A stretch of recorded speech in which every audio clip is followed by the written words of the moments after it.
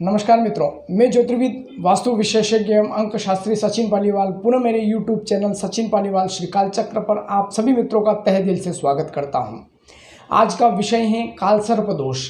उस विषय को प्रारंभ करें उससे पूर्व मैं आप सभी मित्रों से निवेदन करता हूं कि मेरे YouTube चैनल सचिन पालीवाल श्री कालचक्र को आप लाइक कीजिए, सब्सक्राइब कीजिए, शेयर कीजिए, कमेंट कीजिए, क्योंकि आपके द्वारा किया गया एक कमेंट, एक लाइक, एक शेयर मुझे बहुत ज़्यादा प्रोत्साहित करता है एवं मुझे एक नई ऊर्जा का संचार देता है। इसलिए आप सभी मित्रों से मेरा निवेदन है कि इसे आप लाइक कीजिए, सब्सक्राइब कीजिए, शेयर कीजिए एवं कमेंट कीजिए। तो आइए मित्रों, प्रारंभ करते हैं इस रोचक जानकारी को। कालसर्प दोष। कालसर्प दोष हमारे लिए अभिशाप है या वरदान?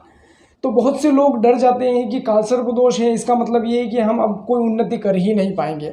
ऐसा नहीं होता है मित्रों। बहुत से योग कारक कालसर्प दोष होते हैं, बहुत से अयोग कारक कालसर्प दोष होते हैं। उसमें से मुख्यतः 12 प्रकार के कालसर्प दोष होते हैं, तो उन पर हम प्रकाश डालेंगे। सर्वप्रथम जो कालसर्प दोष होता है वह होता है अनंत नामक कालसर्प दोष। अगर किसी व्यक्ति को अनंत नामक कालसर्प दोष है तो ऐसे व्यक्ति को 1 मुखी या 8 मुखी या 9 मुखी रुद्राक्ष को धारण करना चाहिए। दूसरा नंबर का जो कालसर्प दोष है वह है कुलिक नामक कालसर्प दोष। 2 रंग वाला कोई कंबल हो तो वो दान कर लेना चाहिए ऐसे योग वालों को, और चांदी की एक ठोस गोली लेकर सदैव अपने पास में रखने से कुलिक नामक कालसर्प दोष का निवारण हो जाता है। यदि किसी की कुंडली में वासुकी नामक कालसर्प दोष है तो रात्रिकालीन में बाजरा एक कपड़े में बांधकर अपने सिराने में रख देना चाहिए और सुबह होते ही वह बाजरा पक्षियों को खिला देना चाहिए या फिर पोटली सहित ही उसे किसी पानी में प्रवाहित कर देना चाहिए। तथा ऐसे लोगों को 3 मुखी, 8 मुखी और 9 मुखी रुद्राक्ष धारण करने से वासुकी नामक कालसर्प दोष का निवारण प्राप्त हो जाता है। चौथा कालसर्प दोष है शंखपालक नामक कालसर्प दोष। यदि किसी व्यक्ति की कुंडली में शंखपालक नामक कालसर्प दोष है तो उनको 400 ग्राम बादाम लेकर अपने ऊपर उतार के बहते पानी में प्रवाहित कर देने से तथा शिवलिंग पर कच्चे दूध का अभिषेक करने से शंखपाल नामक कालसर्प दोष का निवारण हो जाता है। 5वां कालसर्प दोष है पद्म नामक कालसर्प दोष। अगर किसी की कुंडली में पद्म नामक कालसर्प दोष है तो ऐसे व्यक्ति को सरस्वती चालीसा का पाठ करना चाहिए तथा पीले वस्त्रों का दान करने से यह पद्म नामक कालसर्प दोष का निवारण प्राप्त हो जाता है और उन्नति के मार्ग प्रशस्त हो जाते हैं। किसी की कुंडली में महापद्म नामक कालसर्प दोष, जो 6ठा कालसर्प दोष होता है वह महापद्म नामक कालसर्प दोष होता है। यदि किसी कुंडली में महापद्म नामक कालसर्प दोष है तो उनको सुंदरकांड का पाठ नित्य प्रतिदिन करना चाहिए, नहीं तो हफ्ते में 1 बार करना चाहिए, नहीं तो साल में 1 बार घर पर सुंदरकांड का पाठ करवाना चाहिए। 7वां नंबर का कालसर्प दोष है तक्षक नामक कालसर्प दोष। यदि किसी की कुंडली में तक्षक नामक कालसर्प दोष है तो उनको 11 नारियल लेकर अपने ऊपर उतार के बहते जल में प्रवाहित कर देना चाहिए तथा सफ़ेद कपड़े में चावल बांधकर उसे किसी को दान कर लेना चाहिए। 8वां नामक कालसर्प दोष है कर्कोटक नामक कालसर्प दोष। यदि यह दोष है किसी की कुंडली में तो उसे बटुक भैरव के मंदिर में जाकर दही और गुड़ का भोग लगाना चाहिए तथा शीशा नामक जो एक धातु होती है उसके 8 टुकड़े लेकर बहते जल में प्रवाहित कर देना चाहिए। 90 नंबर का जो कालसर्प दोष है उसका नाम है शंखचूड़ नामक कालसर्प दोष। यदि ये किसी की कुंडली में होता है तो उसको रविवार की रात को सिरहाने पर एक पोटली में जौ बांधकर रख देना चाहिए और प्रातःकालीन वेला में वो पक्षियों को खिला देने से शंखचूड़ नामक कालसर्प दोष का निवारण प्राप्त हो जाता है। तथा ऐसे लोगों को 5 मुखी, 8 मुखी और 9 मुखी रुद्राक्ष धारण करना बहुत श्रेयस्कर रहता है। फिर 10वें नामक कालसर्प दोष है घातक नामक कालसर्प दोष। बहुत भयानक कालसर्प दोष होता है यह किसी की कुंडली में यदि होता है तो वो प्रत्येक क्षेत्र में ऐसे व्यक्ति को कोई उन्नति नहीं मिलती, हमेशा वह अवनति ही करता है, हर क्षेत्र में वह फेल ही होता है। तो ऐसे लोगों को क्या करना चाहिए, पीतल के बर्तन में गंगा जल भर के अपने मंदिर, जो घर का मंदिर होता है वहाँ पे रख देना चाहिए और प्रत्येक पूर्णिमा को और अमावस्या को वह जल का छिड़काव पूरे घर में गोमूत्र मिलाकर कर देना चाहिए, तो जिससे कालसर्प नामक दोष जो है उसका हमें निवारण प्राप्त हो जाता है।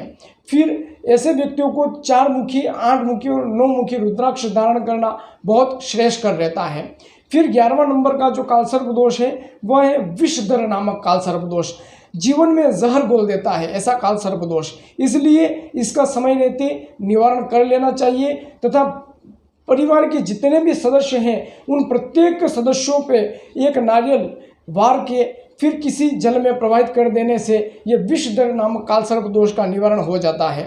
फिर एक शेषनाग कालसर्प दोष होता है जो 12वें नंबर का कालसर्प दोष है। यदि ये किसी की भी कुंडली में है तो रविवार की रात्रि को लाल कपड़े में पताशे तथा सफ़ेद फूल को बांधकर सिराने रख देना है और सुबह उठते ही उसे बहती कोई नदी हो उसमें प्रवाहित कर देना है। अब हमें ये कैसे ज्ञात हो कि हमारी कुंडली में कालसर्प दोष है, तो इसके कुछ लक्षण हैं मित्रों कि यदि स्वप्न में किसी भी प्रकार का कोई सर्प दिखाई देता हो या फिर हम अपने आप उड़ते हुए दिखाई देते हो या फिर पानी दिखाई देता हो या विपत्तियों का बार बार आना होता हो, विपत्तियों का साथ छूटता ही नहीं है, हर क्षेत्र में हमें कोई सफलता ही नहीं मिलती है या सर्प या नेवले को आपस में लड़ते हुए हम देखते हैं, तो ये समझना चाहिए कि हमें कहीं न कहीं कालसर्प दोष ने ग्रसित कर रखा है हमारी कुंडली में। तो अब इसका उपाय के तौर पे हमें क्या करना चाहिए, जो कारगर उपाय हैं उन उपायों को आप नोट कर सकते हैं तथा सहज रूप से इनका आप निवारण करके उपाय करके इसका निवारण प्राप्त कर सकते हैं। तो यदि किसी की कुंडली में कालसर्प दोष है तो सर्वप्रथम तो आप किसी योग्य ज्योतिष से सलाह ले लें, उनसे ये पूछवा लें कि किस प्रकार का कालसर्प दोष है, उसी प्रकार का निवारण करें तथा सामान्यतः मैं आपको उपाय बता देता हूँ। उनमें से प्रथम उपाय जो है उसमें 1.25 लाख ओम नमः शिवाय का जाप या महामृत्युंजय का जाप करना बहुत ही उत्तम माना जाता है किसी की भी कुंडली में यदि कालसर्प दोष हो तो, तथा कालसर्प दोष का निवारण कर लेना चाहिए विधि विधान से। शिवलिंग पर नाग और नागिन का एक जोड़ा लेना है और वो शिवरात्रि के दिन या प्रदोष काल में या सोमवार के दिन उसे शिवलिंग पर चढ़ा देना है। एक मंत्र है जिसको हम बोलते हैं नाग गायत्री मंत्र, यह मंत्र आप नोट डाउन कर सकते हैं तथा इसका नित्य प्रतिदिन मंत्र का उच्चारण करने से कालसर्प दोष का निवारण प्राप्त होता है। वह मंत्र है ओम नवकुलाय विद्महे विषदंताय धीमहि तन्नो सर्प प्रचोदयात। पुनः मैं उच्चारण कर लेता हूँ ओम नवकुलाय विद्महे विषदंताय धीमहि तन्नो सर्प प्रचोदयात। इस मंत्र का आपको नित्य प्रतिदिन जाप करना चाहिए। एक उपाय के तौर पर और है तो 5 शनिवार आपको क्या करना है, एक नारियल लेना है, उस पर थोड़ा तेल लगाना है, थोड़े से तिल चढ़ा देना है तथा मौली को लपेटकर उसको किसी बहते पानी में उसे प्रवाहित कर देना है।